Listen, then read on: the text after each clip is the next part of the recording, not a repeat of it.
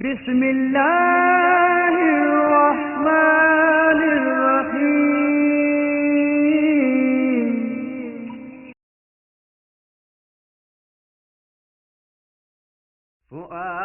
فؤادي بخير المرسلين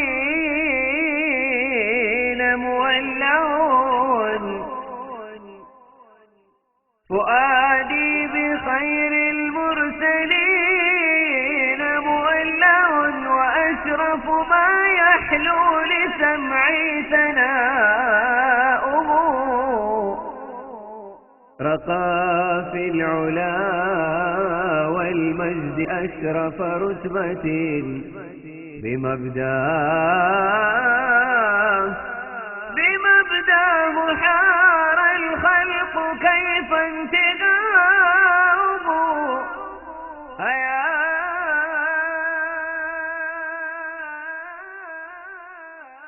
سيدي. السلام عليكم ورحمة الله وبركاته. بسم الله العظيم القدرة والشان شديد البطش والبرهان حافظ الدين والقرآن ما شاء الله كان وما لم يشأ لم يكن لا حول ولا قوة إلا بالله عليه توكلت وإليه أنيب. ഏറ്റവും ബഹുമാനമുള്ള പണ്ഡിതന്മാരെ, ആദരണീയരായ കാരണവന്മാരെ, സ്നേഹസമ്പന്നരായ മുതഅല്ലിമീങ്ങളെ, പ്രിയപ്പെട്ട സഹോദരങ്ങളെ, സുഹൃത്തുക്കളെ, നമുക്കിവിടെ ഒരു വിഷയാവതരണ പ്രഭാഷണത്തിൻ്റെ ആവശ്യമില്ലെന്ന് നിങ്ങൾക്കറിയാം. കഴിഞ്ഞ കുറേ കാലമായി ഇവിടെ വിഷയാവതരണങ്ങൾ നടന്നുകൊണ്ടിരിക്കുകയാണ്. ഇന്നലെയും ആവശ്യമായ പ്രസംഗം ഇവിടെ നടന്നിട്ടുണ്ട്.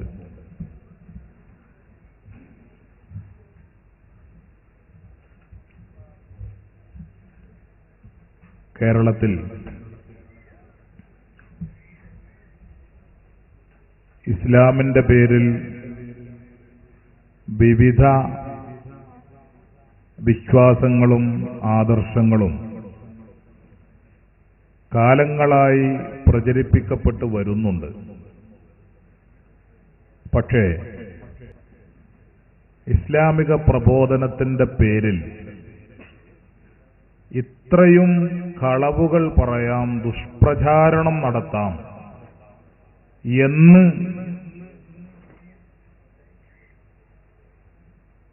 നമുക്ക് കാണിച്ചു തന്നിട്ടുള്ളത് വഹാബിസമാണ്.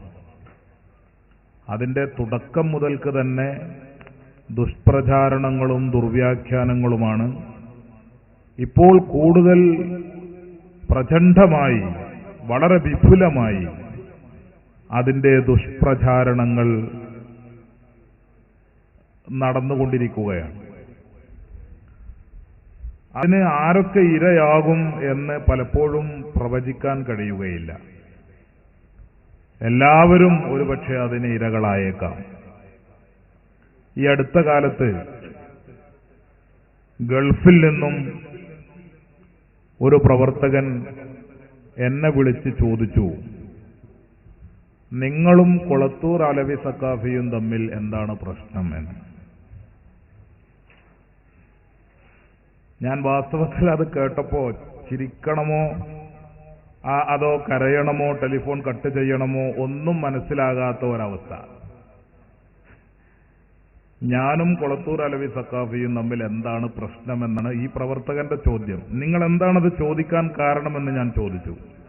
അദ്ദേഹം പറഞ്ഞു, ഇവിടെ ഇന്റർനെറ്റിൽ ഒരു വാർത്ത പ്രചരിച്ചു കൊണ്ടിരിക്കുന്നുണ്ട്. എന്താണ് വാർത്ത? നിങ്ങളും കൊളത്തൂരും തമ്മിൽ ഭയങ്കര പ്രശ്നമാണ്, അതുകൊണ്ടാണ് അവരൊരു സ്റ്റേജിൽ ഒരുമിച്ച് കൂടാത്തത്. ഞാൻ എൻ്റെ സുഹൃത്തിനോട് എപ്പോഴോ ഒരിക്കൽ അത് പറഞ്ഞു തോന്നുന്നു. ഞാൻ അപ്പോഴത്തന്നെ അത് അവഗണിച്ച് കളഞ്ഞതാണ്. അപ്പോ ഇങ്ങനെ ഇതൊരു നുണയുടെ ഒരു ഉദാഹരണമാണ്. ഇന്റർനെറ്റ് ആണല്ലോ ഇപ്പോൾ ഒരു വിഷയം ലോകമാകെ പ്രചരിപ്പിക്കാൻ പറ്റിയ, പെട്ടെന്ന് പ്രചരിപ്പിക്കാൻ പറ്റിയ മാധ്യമം ഇന്റർനെറ്റാണ്. ആ ഇന്റർനെറ്റിലൂടെ വഹാബികൾ പ്രചരിപ്പിച്ചുകൊണ്ടിരിക്കുകയാണ് മാളിയേക്കൽ സുലൈമാൻ സഖാഫിയും കൊളത്തൂർ അലവി സഖാഫിയും തമ്മിൽ വമ്പിച്ച പ്രശ്നമാണ്. അതുകൊണ്ടാണ് അവർ ഒരു സ്റ്റേജിൽ ഒരുമിച്ച് കൂടാത്തത്. ഇവിടെ പ്രസംഗിച്ച മൗലവി പല സ്റ്റേജിലും അത് ആവർത്തിച്ച് ചോദിച്ചു, എന്താണ് മാളിയേക്കൽ സുലൈമാൻ സഖാഫിയെ കാണാത്തത്? ഞാൻ അദ്ദേഹത്തിന് മറുപടി കൊടുത്തു, വെട്ടിച്ചിറയിൽ വെച്ച് തന്നെ. ഞാനുണ്ട് വെട്ടിച്ചിറയിൽ. 5 ദിവസത്തെ പ്രസംഗം വഹാബിസം എന്ന ടൈറ്റിലിൽ തന്നെ 5 ദിവസം പ്രസംഗിച്ചു, 3 മണിക്കൂർ വീതം. ഇന്നും IPBയുടെ ബുക്ക് സ്റ്റാളിൽ 15 മണിക്കൂറുള്ള ആ പ്രസംഗത്തിന്റെ CD കിട്ടും. അന്ന് 5 ദിവസത്തെ പ്രസംഗത്തിന്റെ മറുപടിക്ക് വേണ്ടി ഇവിടെ പ്രസംഗിച്ച മൗലവി വന്നപ്പോൾ അതിന്റെ തൊട്ടടുത്ത ദിവസം കൊളത്തൂർ അലവി സഖാഫിയെ വിളിച്ച് ഞാനും ഉൾപ്പെടെ മുഖാമുഖം സംഘടിപ്പിക്കുകയും ആ മുഖാമുഖത്തിന്റെ മുമ്പായി ഇദ്ദേഹം നടത്തിയ പ്രസംഗത്തിന് 2 മണിക്കൂർ സമയം ഞാൻ മറുപടി 2-3 മണിക്കൂർ സംസാരിച്ചു. അന്ന് ഞാൻ വെല്ലുവിളിച്ചിരുന്നു, ഇത് വെട്ടിച്ചിറയാണ്, ഇത് മജ്മഅ മഹല്ലാണ്, ഇവിടെ വഹാബിസത്തിന് യാതൊരു സ്വാധീനവുമില്ല, ഉണ്ടാകാൻ അനുവദിക്കുകയുമില്ല, വേണമെങ്കിൽ നിങ്ങൾക്ക് പരീക്ഷിച്ചു നോക്കാം എന്ന് ഞാൻ പറഞ്ഞു. വെല്ലുവിളിയുടെ സ്വരത്തിൽ തന്നെ പറഞ്ഞു. വാസ്തവത്തിൽ വെട്ടിച്ചിറയിൽ അങ്ങനെ ഒരു പ്രസംഗം തുടരുന്നതിനോട് എനിക്ക് താല്പര്യമുള്ളത് കൊണ്ടല്ല. പക്ഷെ പല സ്റ്റേജിലും സുലൈമാൻ സഖാഫി ഇപ്പോൾ രംഗം വിട്ടു, അദ്ദേഹം ഇപ്പോൾ എവിടെയും കാണുന്നില്ല എന്ന ദുഷ്പ്രചാരണം ഇദ്ദേഹം നടത്തിയതുകൊണ്ട് ഇദ്ദേഹത്തെ എന്റെ തട്ടകത്തിൽ വെച്ച് തന്നെ ഒതുക്കണം എന്ന ഒരു വാശി എനിക്കുള്ളത് കൊണ്ടാണ് അന്ന് അങ്ങനെ വെല്ലുവിളിച്ചത്. പക്ഷേ പിന്നീട് അദ്ദേഹം അവിടെ വന്നില്ല. ഈ പ്രചാരണത്തിന്റെ പിന്നിൽ യഥാർത്ഥത്തിൽ ഒരു സത്യമുണ്ട്, അതും നമ്മൾ അറിയണമല്ലോ. എന്താണ് സുലൈമാൻ സഖാഫി രംഗത്തില്ലാത്തത്? ഇദ്ദേഹം അതിന് പറയുന്ന ഒരു കാരണം, യഥാർത്ഥ കാരണം ഞാൻ പിന്നെ പറയാം. ഇദ്ദേഹം അതിന് പറഞ്ഞ് പ്രചരിപ്പിച്ച ഒരു കാരണം, മണ്ണാറക്കാട് സംവാദത്തിൽ സുന്നികൾ തോറ്റതിന് ശേഷം സുലൈമാൻ സഖാഫി രംഗം വിട്ടു എന്നാണ്. അങ്ങനെയാണെങ്കിൽ അലവി സഖാഫിയും രംഗം വിടണല്ലോ. ഞങ്ങൾ രണ്ടാളും കൂടി അല്ലേ വാർത്ത നടത്തിയത്? അലവി സഖാഫിയും രംഗം വിടണല്ലോ. അപ്പൊ അത് വൈരുദ്ധ്യമാണ്, അത് ശരിയല്ല. ആ പ്രചാരണത്തിന് വെട്ടിച്ചിറ പ്രസംഗത്തിൽ ഞാൻ മറുപടി കൊടുത്തു. എന്ത് പറഞ്ഞാ മറുപടി കൊടുത്തത്?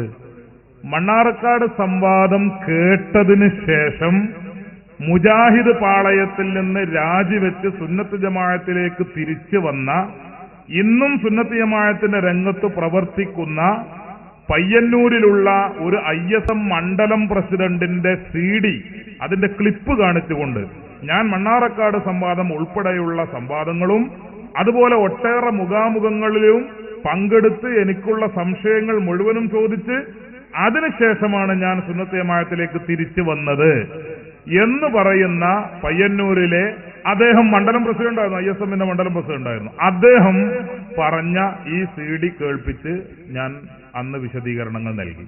അപ്പോ മണ്ണാറക്കാട് സംവാദത്തില് സുന്നികൾ തോറ്റു എന്ന മുജാഹിദിന്റെ പ്രചാരണം ശരിയാണെങ്കിൽ തീർച്ചയായും സുന്നത്ത് ജമാഅത്തിൽ നിന്ന് അങ്ങോട്ടാണല്ലോ ആളുകൾ പോകേണ്ടത്.